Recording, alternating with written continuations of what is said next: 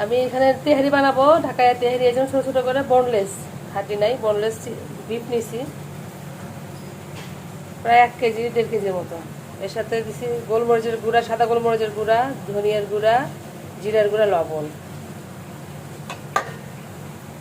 আর দিব হচ্ছে 1 কাপের মতো টক দই দিয়ে ম্যারিনেট করে রাখবো। আর একটা মশলা বানাবো পরে, আর এটাকে ম্যারিনেট করে রাখি, ফার্স্ট ম্যারিনেট করে রাখি। সেটা দিয়ে খুব 1 ঘন্টা আগে রাখলেও হয়, কিন্তু আমার সময় আছে এই জন্য আমি ম্যারিনেট করে রাখলাম, ফ্রিজে থাকে এটা। আমার সেই ম্যারিনেট করা মাংস আজকে এটা দিয়ে তেহারি বানাবো। তেল দিয়ে দিলাম পরিমাণ মতো,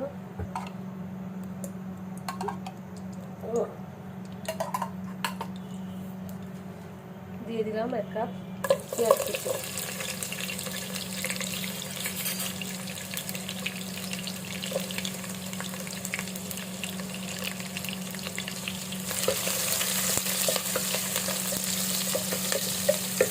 খুব সুন্দর স্মেল বের হয়েছে ঘিয়ের।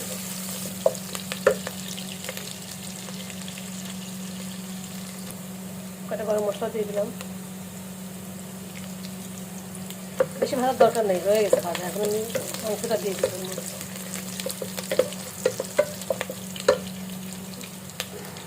ঢাকা স্টাইলে তেহারি বানাচ্ছি, আমার ম্যারিনেট করা মাংসটা দিয়ে দিলাম।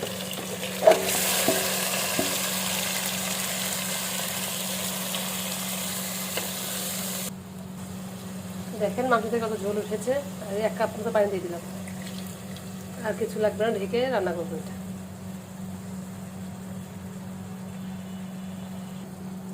ঢেকে লো আছে, মাংস থেকে অনেক পানি উঠেছে, দেখেন পানি অবস্থা।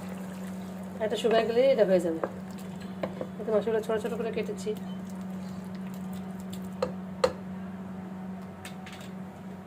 এখন আমি 1 চামচ মশলা দিয়ে দিচ্ছি।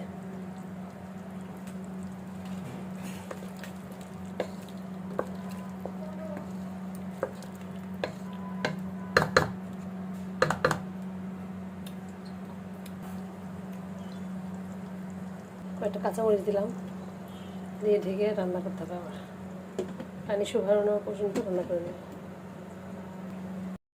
রান্না হয়ে গেছে। 1.5 কেজি গরু গোস্ত আছে, আমি 1 কেজি পোড়া চাল দিচ্ছি। সাথে আরও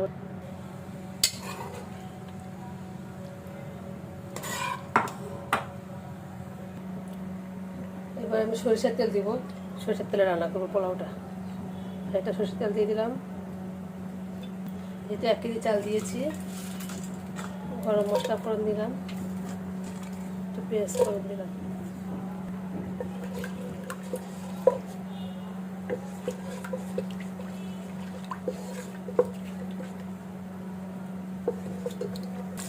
যেহেতু আমি আলু সেদ্ধ করে দিব, একটু সেদ্ধ করে রাখছি, এটা দিব। এই জন্য তেলে করে ভেজে নিই।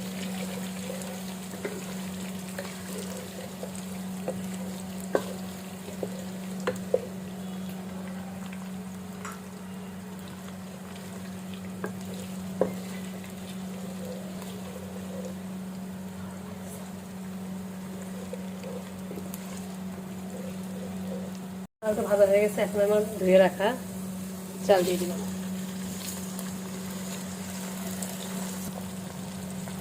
সরষের তেল একটু লালচে হবে, কালারটা একটু হলুদে টাইপের হবে, সেই সাদা তেহারি হবে না। সরষের তেলের তেহারি তো। 1/2 কেজি মতো আলু ছিলে বেবি কর্ন সিদ্ধ করে ভেজে নিয়েছি, আমি দিয়ে দিলাম একবারে। চালটা কষিয়ে নিতে হবে, খুব সুন্দর করে ভেজে নিয়েছি। দেখেন খুব সুন্দর করে ভেজে নিয়েছি। আমি পানি দিয়ে দিব। এটা 1 কেজি চাউল, আমি 1.5 কেজি পানি দেবো। লো আছে রান্না করবো চুলা টমাটো।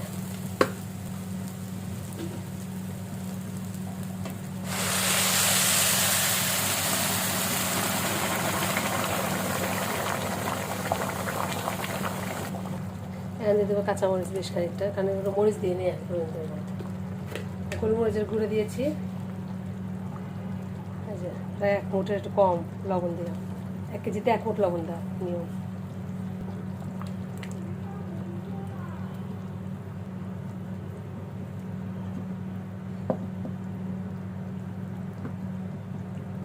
ঘি দিয়ে দিলাম।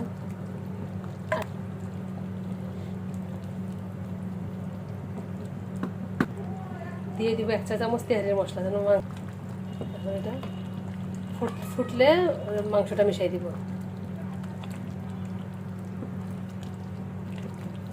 ভালো করে মিশিয়ে ঢেকে রাখবো। জাল কমাই দিয়ে আর কোনো কাজ নেই, এখন অটোমেটিক রান্না হয়ে যাবে। এখানে আমার পোলাও কিন্তু হয়ে গেছে,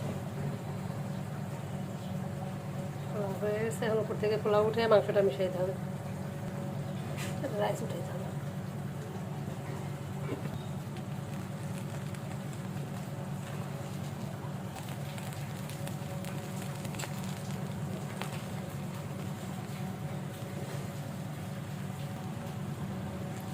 অর্ধেকটা পোলাও উঠে ফেলছি, এখন মাংসটা দিতে, মাংসের মধ্যে ঝোল নাই তেমন, মাংসটা দিয়ে দিচ্ছি, দিয়ে দমে রাখবো। এটা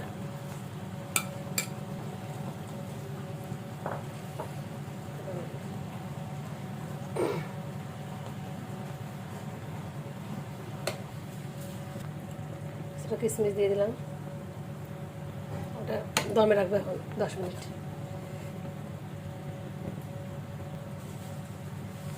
আরও কিছু কাঁচামরিচ দিয়ে দিলাম ফ্লেভারের জন্য।